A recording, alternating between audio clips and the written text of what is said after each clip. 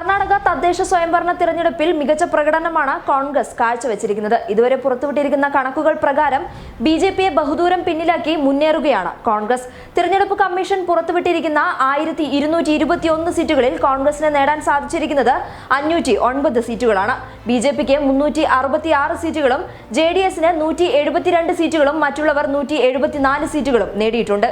63 നഗര തദ്ദേശ സ്വയംഭരണ സ്ഥാപനങ്ങൾ, 8 city municipal council, 33 town municipal council, 22 town പഞ്ചായത്തുകൾ എന്നിവിടങ്ങളിലേക്ക് മെയ് 29-നാണ് തിരഞ്ഞെടുപ്പ് നടന്നത്.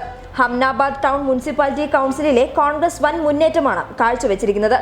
കർണാടക PCC അധ്യക്ഷൻ ദിനേശ് ഗുണ്ടറാവു പ്രവർത്തകരെ അഭിനന്ദിച്ചുകൊണ്ട് ട്വിറ്ററിൽ സന്ദേശം പങ്കുവച്ചു. കൂടുതൽ സീറ്റുകൾ നേടി ആധികാരികത വിജയത്തിലേക്കാണ് കോൺഗ്രസ് നീങ്ങുന്നതെന്നും അന്തിമ ഫലത്തിന്റെ വിശദാംശങ്ങൾ ഉടൻ തന്നെ അറിയിക്കാൻ കഴിയുമെന്നും അദ്ദേഹം പറഞ്ഞു. വിജയികളെ അഭിനന്ദിക്കുന്നതായും അദ്ദേഹം ട്വിറ്ററിൽ കുറിച്ചു. News desk public Kerala.